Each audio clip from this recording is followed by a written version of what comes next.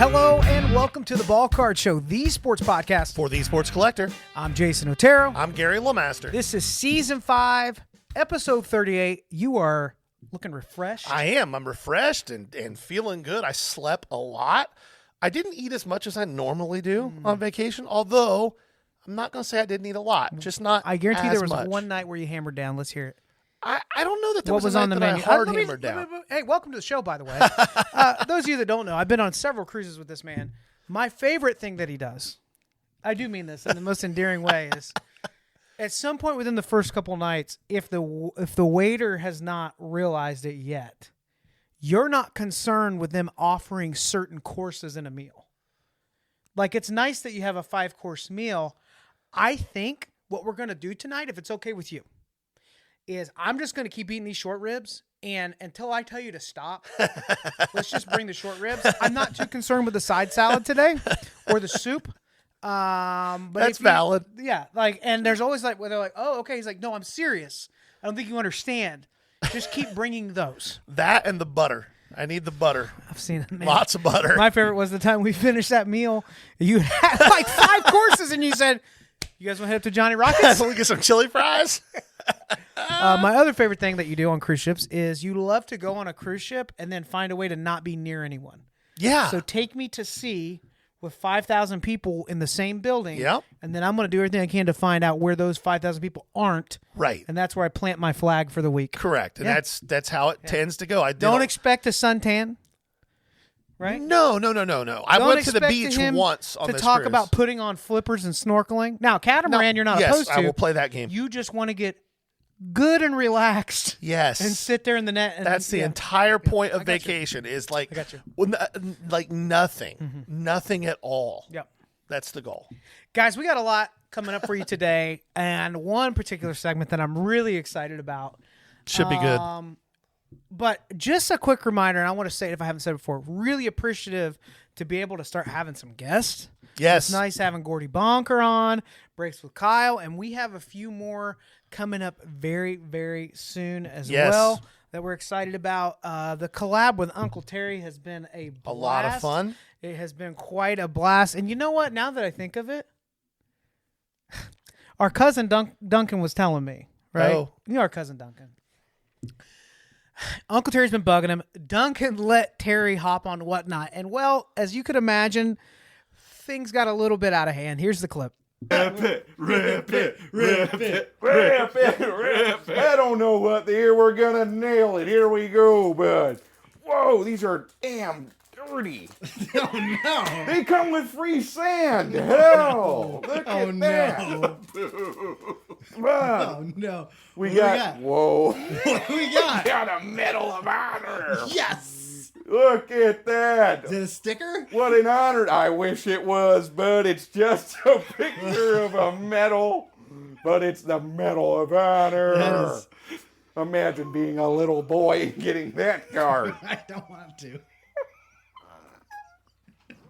This card's cool, bud. There's an eagle on the back. This is so... Whoa! This says welcome. Wow. I'm crying tears, Oh, man. bud. Jeff got the case hit, I think, with That's that a one. case hit of a bald eagle, bud. Case hit, bald eagle, bro. I don't think that's real. He said, But could you imagine getting this Medal of Honor as a child, pulling that out of a pack? just taking a pin and just right on the shirt. Hey, he's my uncle, but he's your uncle too, everybody. Uncle Terry, we appreciate you.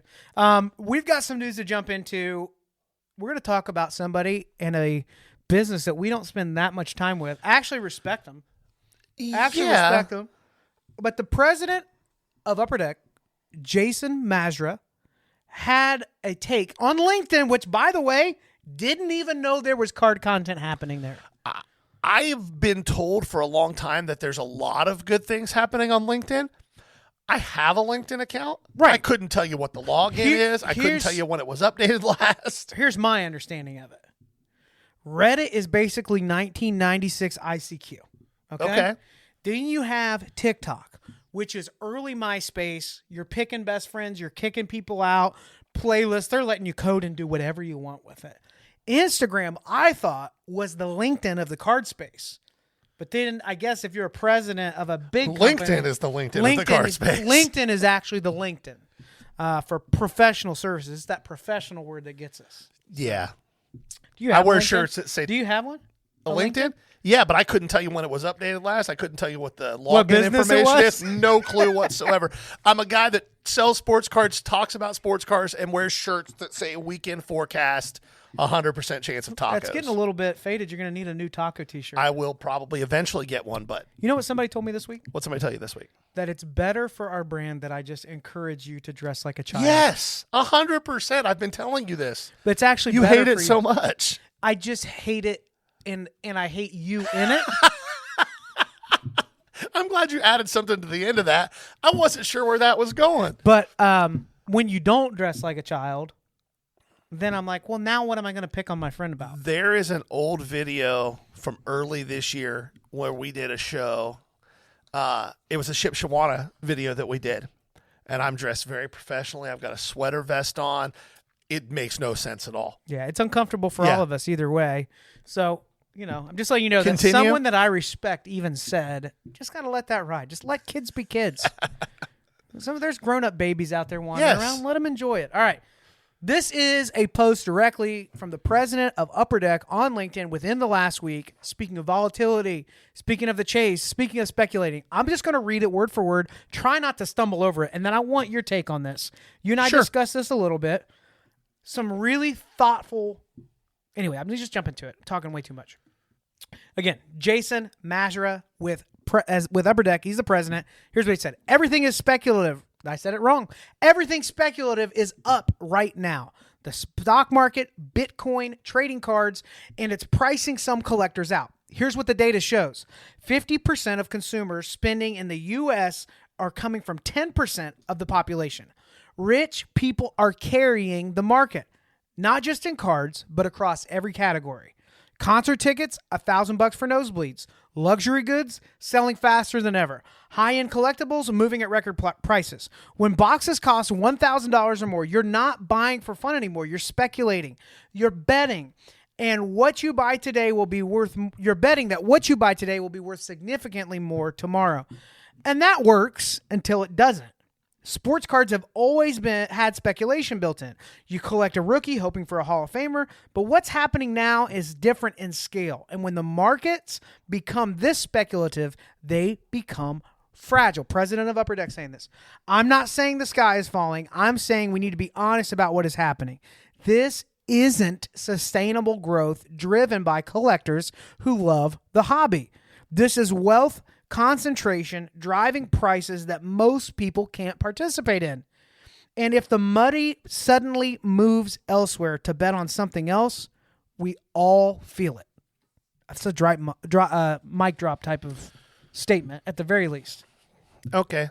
You're just whelmed, not over or under? He's not saying anything that isn't true. What other president of an organization or business like this has spoken directly to the fragility of the market? Oh, nobody. That's Okay. not the issue. The issue isn't that he's speaking directly to the fragility of the market. That's fine. But this reads a lot like something we talked about last week when Nat Turner went on his little rampage before he bought PSA about the unfairness of PSA. Jason Mashra, you run a good company. You make good products, some of the better quality controlled products on the market available today. Unfortunately, they're all hockey and Marvel and Looney Tunes. That's fine if you're a hockey guy or a Marvel guy or a Looney Tunes guy. Here's the issue. Your top-end product, the cup, rivals Flawless and National Treasures in price point. It's a nice product. It's a beautiful product. And they're doing new stuff with authentication that I Yep. think is pretty cool. But you're not doing anything to make your products more accessible to the average collector. This idea that the hobby has never seen anything like this before is insane. Okay? Just so we're all on the same page. Everything's a matter of scale. But let's look at it from just a time over time standpoint, right? Prism, we'll use Prism because it's kind of the flagship, everybody knows it product. Prior to the COVID boom, Prism hobby boxes were about $220 retail. They during COVID got up to about $1,100, and now they're between $800 and $1,000. Right, so we're 3.5 times in a 5-year window. In a 5-year window, sure. How much did a pack of Topps baseball cost in 1989? I don't know. 35 cents. 35 cents. Yep, and then Upper Deck came out at I was what? 4, by the way. So I was just What did Upper Deck come out at? they were the $1. They were the premium product. And what is that? About 3 times. Yeah. Okay, this has happened before, and it'll continue to happen. We're not. Yes, currently the super high end of the market is being pushed by the Mr. Wonderfuls and the Shines and those guys that are doing that stuff. That's fine. No problem. I saw a deal get offered on Facebook this week of all places. People who say big money doesn't move on Facebook don't know what they're talking about. Yeah. The Bowman Chrome Superfractor Otani rookie surfaced in a group on Facebook this week, right? And it hadn't been surfaced for years. And the guy turned down $3.5 million. There was a $3.5 million offer, and he was like, "No, we're not even close." Which, by the way, to those of you being critical of Facebook, many times those types of things are show and tell. But we interviewed Gordy, who was involved in brokering a deal for over $1 million on a mantle, and that came out of a not so large Facebook group that we're a part of. Yep. So at the end of the day, what he's talking about, he's not saying anything that's incorrect. I would say that my response to him would be this: what are you going to do about it? Because if all you're going to do about it is continue to ride the wave and eke out as much profit as you can while you can, then these are just words and they don't really matter. Yeah. That's my response. So what should the introductory price be for the cup? If it's important that we balance this out, that it's not all a speculative market, that only the wealthy can participate in, what should we expect? What should we see? We shouldn't expect anything. Like, that's the thing. Everything he's saying right here is irrelevant because every business on the face of planet Earth prices in response to consumer demand. Mm-hmm. You know what'll make them lower the price of the cup? People quit buying them. People quit buying it. Yep. And they quit buying it in scale. Now, I do understand this, and then correct me if I'm wrong, but I'm pretty sure Upper Deck is not giving direct accounts to anyone that does not have a brick and mortar. You can have an existing breaking business that's reputable, been around a long time. They're not, in that regard. You got to buy from a distributor. In that regard, they are protecting that demand on the wax entry level pricing. Yeah, the problem is, again, though, even it's not stopping a shop from breaking it, though, right? Correct. Yeah. And it doesn't stop a shop from getting it. Even if you don't have a direct account, you can get it from a distributor. They still have a distributor network. Yeah. The issue, again, like most people in these positions who say this type of stuff, it's this way of trying to make yourself seem like you're on the little guy's side. Yeah. But you're not. Yeah. You're trying to eke as much profit out of what you have as you possibly can. Well, but you talked about this, the bifurcation, right? The bifurcation of economics. So, big word. All we're saying is we've seen more, especially in the space and in our current economy. There's two economies. Don't interrupt me when I'm trying to make one point. There's haves and have-nots in the space, and there doesn't seem to be a whole lot in the middle. And that's happening more and more in our current economy. So the question is, was someone like this really about to restructure to move that to the 90% instead of the 10? Probably not. No. Probably not. So I do like that the conversation is happening. I do like that it's like, hey guys, there's speculation here. There's a ton of fragility. There is a gamble involved. I'm encouraged to hear leadership just call that what it is. Yeah. But there's not necessarily a solution in place because the solution is in the hands of the people getting their money out and getting the card out and continuing to pay those prices for it. At the end of the day, the consumer drives it. You can say that the breakers are driving it. Guess who pays the breakers' bills? Yep. Y'all. Yep. You guys. Who pays the bills? Yep. I did think it was thought-provoking. I thought it was a thoughtful reaction. It wasn't just like a clickbaity thing.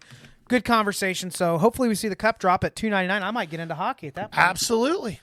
Absolutely. Beautiful product. Be a great price point. Let's talk about I don't want to beat this to death, but we've been talking about PSA and maybe they're flirting with repacks, and you guys said, no way. GameStop's really starting to get involved in the repacks. Nah, they're a gaming place, blah, blah, blah, on and on and on. Here we are. But this week, here's what we've been seeing.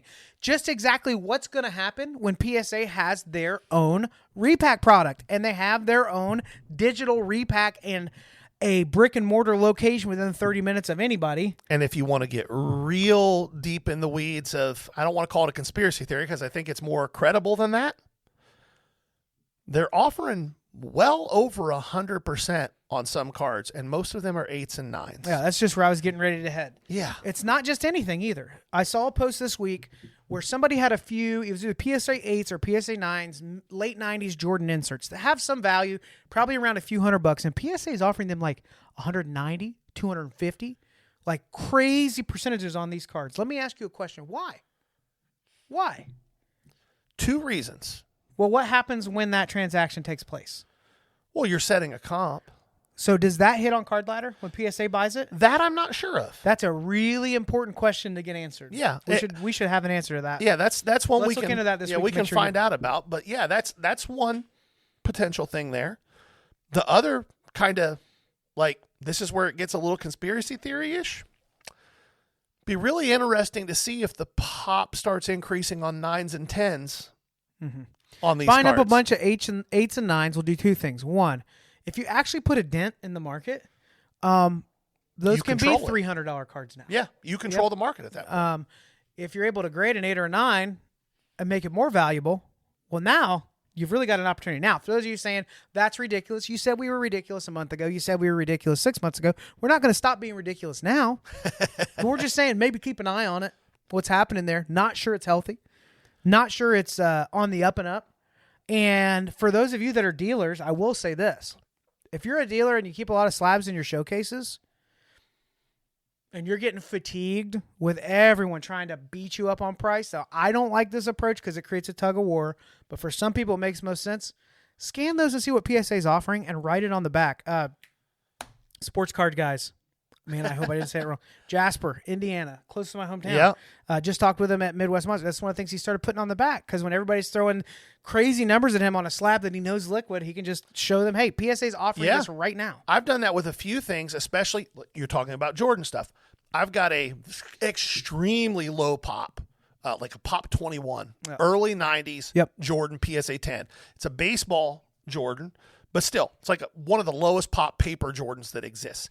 It hasn't sold in a year and a half. The last sale was like $130. The PSA buyback offer is well over $200 right now. The 8s are weird right now. 9s are too. Now, I don't know if you guys noticed this. That GOAT market that was flying going into the fall, it's plateauing, a little bit leveling out. The good news is it usually doesn't crash again. It just kind of finds a new spot. But that has started to happen as well. So there's a reason you're being offered over 100%. The question you should ask is why, and just make a mental note of that and keep track of it down the road. The other thing that I would think is if PSA all of a sudden wants to offer me $300 for my card that I think is worth $150, I'm the kind of guy that's like, I want to wait and see why, because I might have $500 in a year and I don't know it. Yeah, I'll take the 3 right now. You'll take the 3 right now. Just depends. Worth checking, but just know you're feeding the beast. All right. Speaking of GameStop. Yeah. Multiple sources have stated that GameStop has representatives walking around some of the largest shows in the country, buying heavy, like on slabs, buying at 93 to 97%. So is GameStop the way that PSA keeps their noses clean when it comes to how that works? Maybe either that or PSA just buys a controlling share of GameStop and calls it a day. Yeah. I've said for a while, you can go back to the audio versions of the podcast from a couple years ago, that I think that GameStop is going to become the franchise. Oh, it's happening. It's clearly happening. For sports cards. Like Fanatics is going to be a big part of that, but they're going to become primarily a card shop that has a few video games. Well, because what are you missing out on? Like you and I have talked about this. The primary reason for the brick and mortar in the timeline we were originally considering was that we would have a place where the opportunity to buy comes walking to us. Yes. Just because you have an online platform doesn't mean people understand it. There's so many collectors out there that have slabs that have never submitted a card for grading, that are terrified of messing with that. They've heard stories, but they'll walk into a brick and mortar and say, what do you give me for these? All over and over and over. And when you have a place where there are multiple hobbies selling out of the same shop, that kid would be like, I'm over cards. I want the new Xbox, right? Take them in, unload them. You got a brick and mortar. Super smart for their repack. But yeah, they're going to be grabbing a little more of a market share than a lot of people realize with the way this is going, especially if they're buying to those other ones. Now, for dealers, this is great. I want more people paying 95%. I want to be able to cash in. As long as I can keep buying it, then I'm happy with that. Speaking of sales, the big rumor that has been all the news going around, and we got messages. People, what do you think about this? Is this really happening? Is that really happening? Is Panini for sale? Is it selling to Fanatics? And we are here to say we don't know, and neither do you. Yeah, I think it's very credible that Panini is putting themselves on the market. Now, you reached out. Yeah, I reached out to Mike Gio from Sports Card Nonsense. Friend of ours, colleague of ours, and he's very tied into the Fanatics world. And what was his response on the record? He's like, there's nothing to this. You know, everything that they're hearing is that there's not even an interest from Fanatics' part to make that purchase. Now, silence would be a little more of a maybe, but to come out and say this isn't happening when you're in the middle of having gone back and forth with these legal issues. So it's like, I guess here's the question. Panini is losing...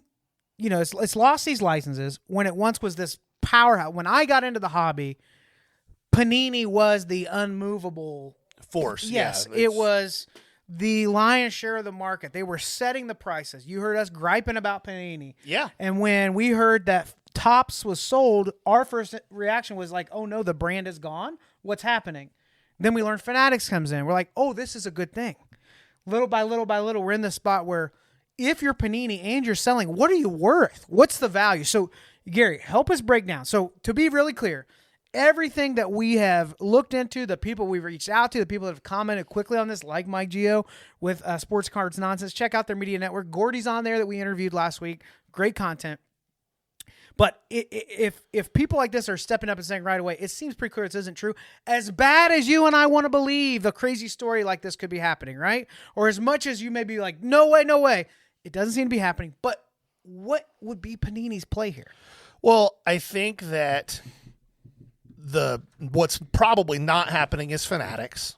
It's what it sounds like. Now, could that change? Sure. But somebody that we trust who's tied into that whole world says it doesn't sound like that's going to happen. Right. Panini is going to try to sell those. So the peak of their value was about 2.5 years ago. And they had an agreement in principle to sell to Fanatics at that point. But Panini turned around and Fanatics found out that they had been cooking the books to inflate their value. So Fanatics was like, nah, we're out. And then Panini was like, okay, what do we do now? I guess we just try to milk this thing. At this point, the only legitimate value they have is in the brand IPs because they have soccer licenses, but they're not exclusive. Topps also has those. They have a few NIL licenses that are exclusive, like they have Ohio State. They have like Jeremiah Smith and some individual athletes that are exclusive to them. But at the end of the day, the value is in the brands of Prism and National Treasures and Flawless. And let's not forget what these case hits have become. Yeah. The case hits themselves have that kind of value. And that's the value. So the number that is being speculated is they're wanting somewhere between $3 and $3.5 billion. I agree with Mike. I don't know that Fanatics buys them for a lot of reasons, but Michael Rubin strikes me as the kind of guy who, if you try to screw him, you're just going to get a middle finger from then on. Like, that's it. Yeah. The end. I mean, his Facebook profile picture is him with dual birds flipping off the camera. Yeah. Johnny Cash style. Yeah. So I think he's done with Panini. So what does Panini do? What are their options? They can sell to Upper Deck, maybe. I don't know. I don't know how much sense that makes. They can just continue to operate in this weird nebulous space where they have soccer and they do Prism releases of the Rolling Do Stones. Leaf and Wild Card have the money for something like that? That kind of a play? I don't think that those two combined have that kind of money for that kind of a play. It would be wild if that happened. Those two kind of have their Then own people lane. will realize Wild Card actually had better designs for the case hit type of stuff. I mean, that's the thing. That Wild Card and Leaf both have their own lanes. And listen, They are what they are. As a dealer, I loathe Wild Card. I loathe it. It's impossible to sell. Nobody wants it at shows when they're coming up to buy stuff. But you know who really likes it? People who want to rip a product Yeah. cheap. People rip the hell out of that stuff. And if you sell on eBay, some of those do have a Yeah. little bit of value. Yeah. Leaf has its own lane. That's a very different lane, but they're pretty successful within that lane. So I don't know how much sense it makes for them to try to team up with somebody or do it on their own and try to stretch that way. The Leaf one is interesting to me because of their ability to create some pretty nice products that are not licensed. But Gorgeous but products. like think of Pop Century, think of Leaf Trinity, think I of love what's Trinity. the historical booklet one that they run out. Oh, of? history books. Like there's It's a great some product. cool products out there where you could take on some case hits. You could take on some of those brands. You wouldn't take all. Maybe you have like a Chronicles type of product, but it's a higher end and it's all the Kabooms, the Downtowns, that kind of stuff that you were familiar with. Sure. But do they have $3 billion to go make that purchase? And what's stopping that from like just people just waiting for that to kind of bleed out and then Because it doesn't matter. If Panini International isn't going to stop. We're talking Right. about Panini America. Right. So if Panini America just goes, we didn't find a buyer and they shutter their operations, Yep. nobody can make Prism. They Right. own that, Yeah. right? And they'll still make Prism soccer. They'll still do those things. They'll still make stickers and non-sport stuff around the rest of the world. We get really caught up in this like North American centric viewpoint. Yeah. There's a whole planet out there that also buys sports cards that don't care about any of the stuff we care about. And that's only going to happen more if Fanatics is like verbalized. We are dedicated to growing the collector base internationally. Huge focus for them. Obviously, Fanatics Fest in Germany next year. Yeah. Like, there's different stuff. Also, have you been paying attention to how PSA many opening a NFL European games are office. happening overseas now? Jacksonville wants to move permanently to London. Their owner wants that to happen. Yeah. You know, Gary, we have been accused of sometimes like stirring up conspiracies or there's things that aren't true. But when you look back at the GameStop and PSA thing, We're right. We were right. We're we right. weren't wrong. When we said, hey, they're offering this promotion, it sure looks like they're positioning themselves for a repack. And everybody's like, no, it's just a promo. A few months later, GameStop, here we working are. with them, digital repack. And now GameStop is buying up the Dallas Card Show at 95%. Yep. Here we are. So maybe Fanatics isn't buying Panini. But what if they were? Like, what if we fast forward to the year 2030? 5 years from now. How is it 5 years I from know, now is I know, 2030? I know. But in 2030, what would it look like? And I think should we just go for it? Like, put on a tinfoil hat and just say what might happen. I mean, that would be fun. Let's do it. Let's do it. Let's do it. All right. So it's what? What year is it? In the year 2030. In the year 2030, Fanatics rolls out a brand new product, the Fanatics HELOC, where you can leverage the equity of your home for a chance to chase the next one of one, Anthony Richardson. In the year 2030. I like that. Yeah. Fanatics has sued Merriam-Webster in order to force them to change the definition of the word degenerate into the definition of the word collector. They lose the suit and promptly purchase the Merriam-Webster Corporation. Math checks out. In the year 2030. In the year 2030, Fanatics wants to deliver you an experience that you've never had before. Sure, you can have an MLB debut patch, but what if you could have something before that? We introduce to you today the Delivery Room debut patch. A swatch of organic umbilical cord infused with stem cells so that you can say, I had their best card first.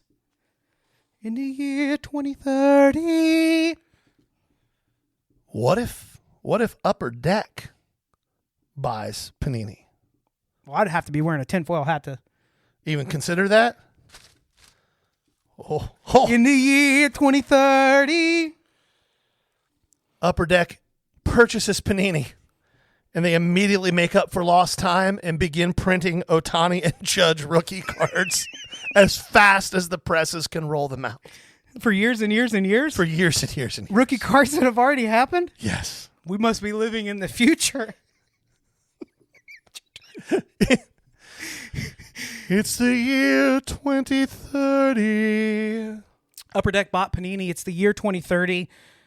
And replacing the Upper Deck hologram on the back will be a logo of Tim Hortons in hologram foil. In the year 2030. The cup, the flagship product from Upper Deck. They now contain actual game-used cups. That's pretty good. I like it. But what if Upper Deck didn't buy it? What if Ryan Johnson from Card Collector 2 bought it? Hit me with a 2030. Hit me with a 2030. I like this one. In the year 2030. In the year 2030, when Ryan Johnson of Card Collector 2 was asked how he felt about purchasing Panini, he was quoted saying, and I quote, "Oh, for sure, 100%. Oh my gosh. Oh my goodness." In the year 2030. What if in the year 2030, it's not Card Collector 2 that purchases Panini, but Yeah. what if it was Eric Michael Oh my gosh. who purchased? In his voice or? I'm sorry. In the year 2030. Eric Michael learns that his army of AI bots purchased Panini 5 years ago. Also, he learned that Muggsy Bogues Kabooms list him at 6 foot tall. In the year 2030. You got this. In the year 2030, Eric Michael is stunned with shock that Panini, or anyone for that matter, has accepted one of his offers On a purchase of any of kind. any kind. In the year 2030. What if it wasn't Eric Michael? What if it was the unshakable, unmovable force that drives the hobby that purchased Panini? Hello, 2030. What if it was Jeff Wilson? In the year 2030. It's 2030, and Jeff Wilson has expanded his Cards HQ empire to 8 locations, all of them divided by partition walls in an abandoned Piggly Wiggly. The same one? The same one. Just 8 doors. We did it. There's 8 doors. There's walls. It's eight shops. What year is it? It's the year 2030. It is 2030. And listen, Jeff's wife just bought him Panini. And when I say it was her, I mean there were no PPP loans involved. Zero. It was a gift. Zero. I don't want to, Gary, it was a gift. Yes. It was 2030. Birthday It's gift. a birthday gift. Zero PPP funds went into it. None. Just want to make sure everybody knows. None. The year's 2030. It was a gift From his wife. from his wife. 0 PPP loans. Yes. In the year 2030. That's your best? That's all you got for Yeah. me? Okay. Jeff decided, now that he owns Panini, to drop a new case hit. It's called The Pick Me, featuring athletes who are begging for all the attention they can get. As we're wearing tinfoil hats Yes. in our studio roasting people. That's a potential look. So, guys, we don't want to get carried away with this. These are toasty warm. Now I'm thinking much more rationally now that I've taken that off. Same here as I put my Sheets hat back on. That was a lot to get through, but man, I felt like we were in a time machine. Felt like we were in a time machine. I wanted flashlights in a dark room. You said no. No, we ain't doing that. Shout out to Conan O'Brien with one of the better For the skits of inspiration. all time. Yes. Quick, before we finish up, a couple things we want to update you with. I'm going to give you a show schedule and remind you Whatnot will be changing days. We're going to 2 days a week. Hey, Jazz big deal hands. for us. Jazz hands. Tuesdays at 6 o'clock and Sundays at 4:30. That starts November the 11th. So if you've been joining us for one day, we're now 2 days, Tuesday and Sunday. So be sure to bookmark, follow, all that kind of stuff if you want to stay up to date with that. And then show schedule for the next several weeks. You want to run that down, Gary? Yeah, so starting on the 9th, we will be at Grove City for the Grove City Card Fest. That's B Sports and Card Collector 2 show. Then on the 15th, we will be at Eastgate, November 15th, Cincinnati at the Eastgate Mall. Always a great show. Right now, 22nd, 23rd is kind of up in the air. I'm sure we will be someplace. We just don't know where yet. And then December 6th, another B Sports show over just north of Fort Wayne in Auburn, Indiana. At the Fort, another really great show with a lot of really great dealers. Good spot to do your shopping for those Christmas gifts for the collector in your life. And then December the 13th at Xenia. And then the last show before Christmas will be Eastgate once again on the 20th. And then we'll have a couple weeks where we get to just spend some time with our families. Some really cool interviews coming up, not to get too specific with it, but somebody who's focusing in on the higher end, super niche one-player market. Yep. Really interesting topic. An LCS owner locally willing to talk about what it's been like owning a shop all these years, the changes with Fanatics, how the dynamic is changing in the hobby. Looking forward to that. And then we also have one that we're really excited about, somebody that is currently in the MLB, stumbled onto the pod, loves cards. Can't wait to share that with you. So yes, stay in touch, subscribe, follow, all that fun stuff to stay in the loop. Hopefully we see you in one of the Whatnot shows on socials. Be sure to give us a follow. We appreciate all of you. This has been the Ball Card Show, the sports podcast. For the Sports Collector. Bye now. Peace.